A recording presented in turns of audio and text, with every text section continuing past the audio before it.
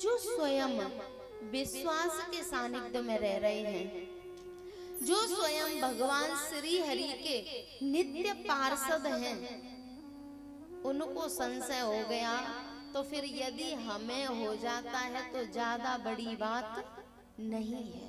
लेकिन अंतर इतना है कि जब उनको संशय हुआ है तो वो किसी महापुरुष के पास अपने संशय का निवारण करवाने गए हैं, और हमें संशय हो जाता है तो हम महापुरुष के सानिध्य में तो जाते नहीं और उस संशय का संवर्धन करते रहते हैं। यदि कोई महापुरुष उस संशय का निवारण करना चाहे तो हमारी जो बुद्धि है ना, वो तर्क वितर्कों से उनकी बात को हृदय में उतरने नहीं देती। तीनों श्रोताओं को संशय हुआ है। याज्ञवल्क्य जी को हुआ, भरद्वाज जी को हुआ, तो याज्ञवल्क्य जी से कहा, नाथ एक संशय बड़ मोरे, करगत वेद तत्व सब तोरे।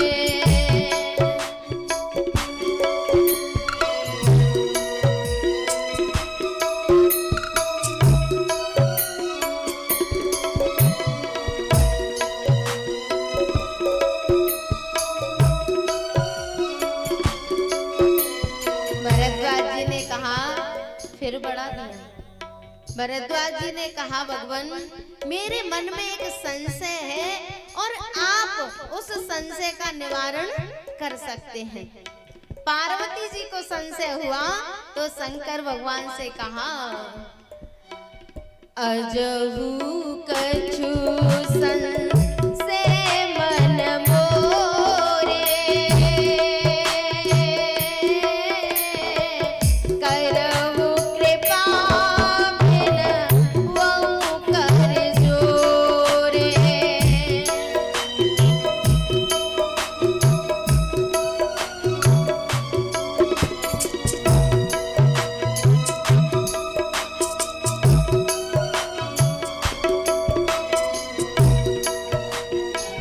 गरुड़ जी को संशय हुआ तो वो कागभुसुंडी के पास पहुंचे और जाके कहा, संशय सर्प कृषि मोहिता,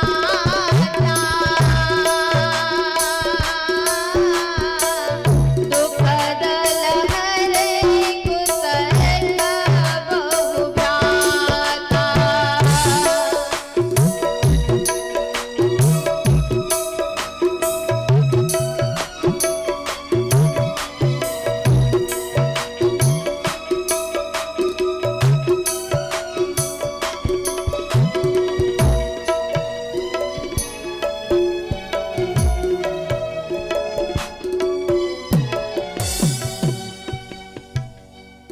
गरुड़ जी ने कागभुसुंडी से कहा, बोले मुझे संशय सर्प ने डस लिया है।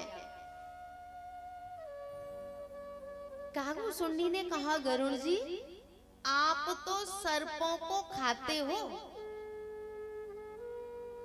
ये जो गरुड़ जी है ना, इनके दो माँ थी, कद्रू और विनिता। दोनों ने एक दिन दोनों बात कर रही थी तो कद्रू ने विनिता से कहा, बोले दीदी ये बताओ, सूर्य भगवान के जो घोड़े हैं उनकी पूंछ सफेद है या काली? विनिता ने कहा कि उनकी पूंछ तो सफेद है। बोले नहीं, काली है। बोले नहीं बहन, सफेद है।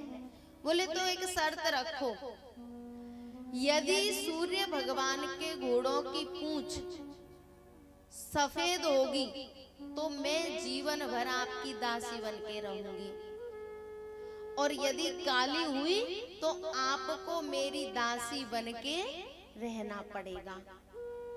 बोले ठीक है। दूसरे दिन कद्रू ने अपने जो पुत्र थे सर्प, उनसे कहा, बोले तुम जाओ और सूर्य भगवान के घोड़े की पूंछ से लिपट जाओ।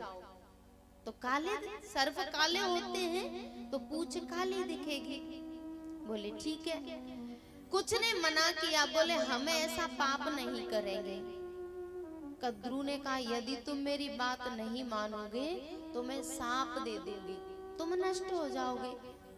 डर के मारे वो चले गए और सूर्य भगवान के घोड़ों की पूंछ से लिपट गए।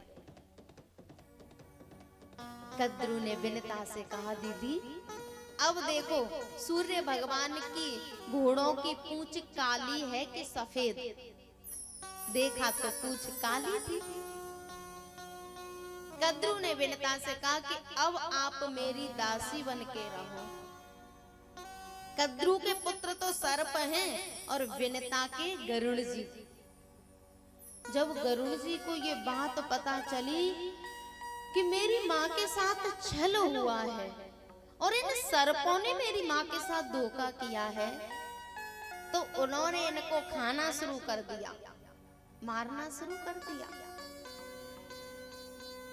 कागभूसुंडी ने कहा कि आप तो सर्पों को खाते हो, फिर ये सर्प आपको कैसे खा गया? संशय सर्प ग्रेस्यो मोहिता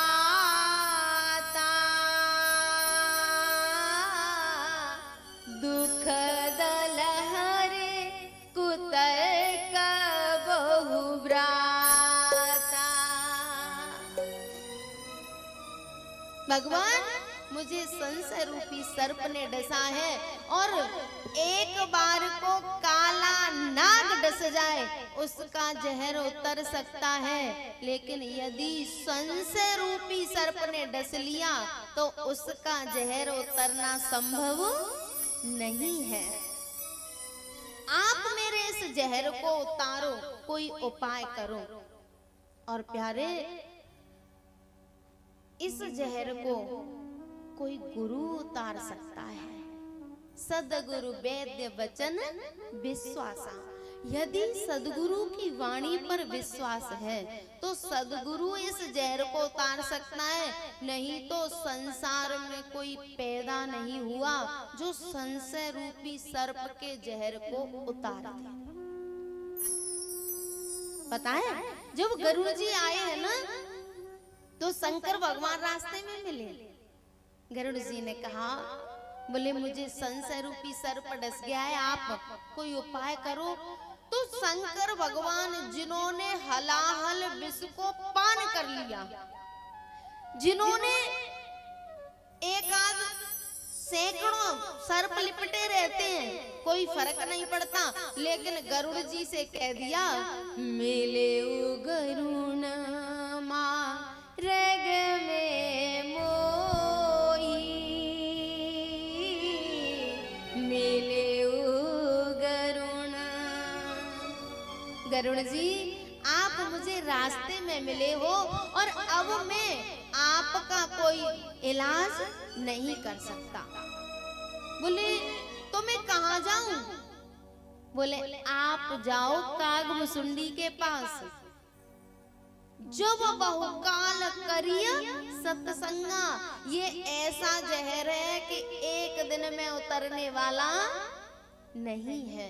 जब बहुकाल करिए सत्संगा, जब बहुत समय तक सत्संग करेंगे तब सारे संशय का नाश होगा। प्यारे, गरुड़ जी को शंकर भगवान ने कागभूसुंडी के पास भेज दिया। तीनों संशय रूपी सर्प का जहर उतरवाने गए हैं। भरद्वाज जी, पार्वती और गरुड़ जी। याज्ञवल्क्य जी ने भरद्वाज जी से कहा, बोले मुझे पता है आपको कोई संशय नहीं है, लेकिन आप राम कथा सुनना चाहते हो।